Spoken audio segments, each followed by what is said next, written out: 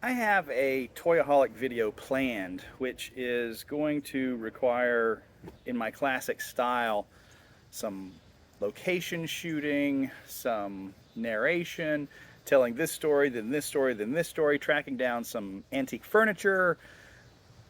It's going to take a while to get to it because I've been very busy. I've got the whole thing planned up here in my head, but the actual shooting of it, I've been busy with work, family, etc.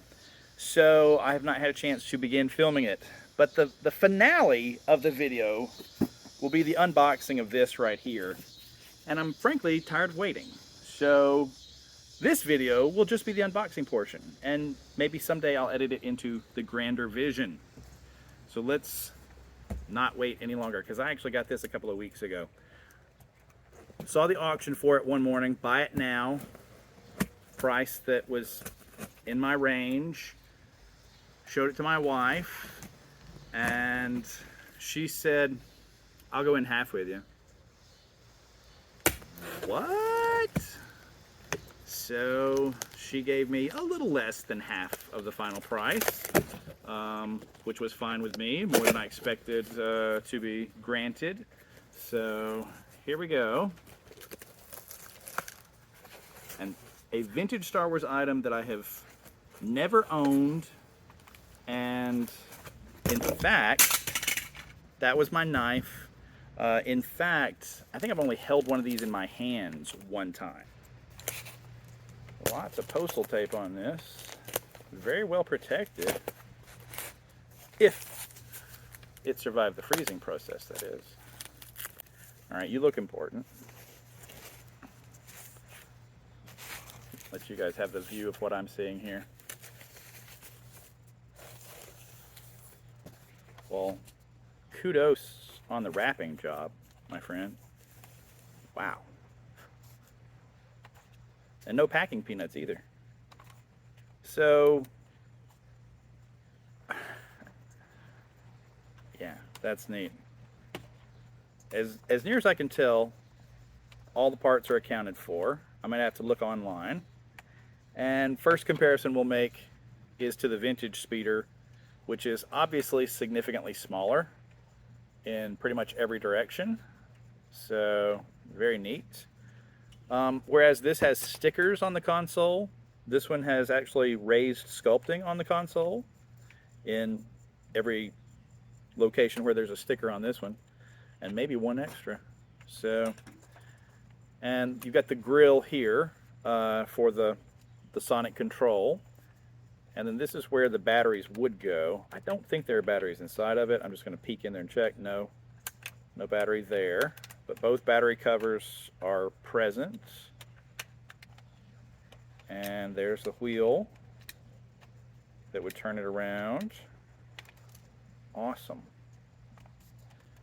All right. Then this should be the R2-D2 controller.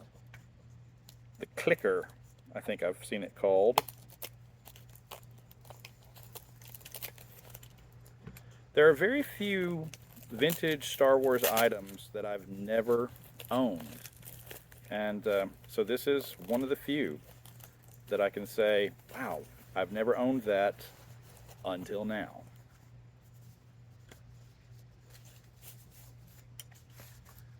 Obviously some yellowing happening, but the sticker is nice and tight. Doesn't appear to be any tape on it to hold it on.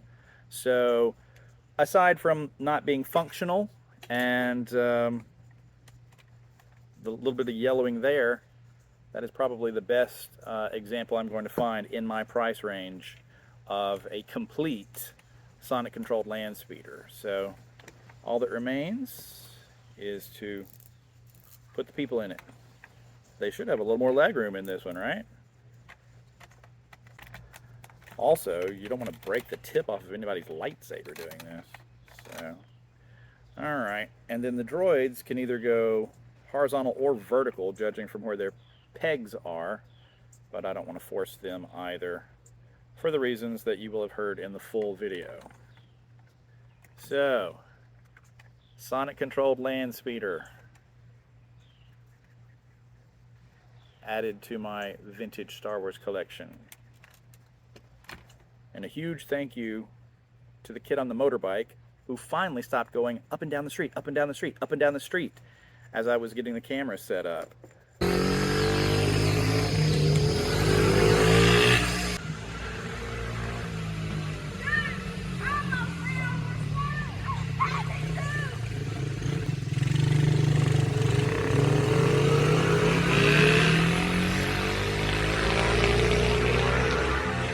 I was like, I'm not asking much. I just want his bike to brake for maybe 5 minutes.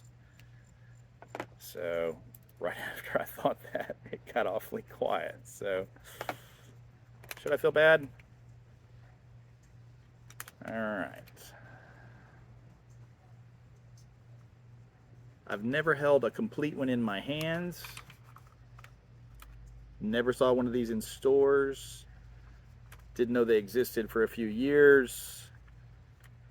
The sonic controlled land speeder. Thank you for watching.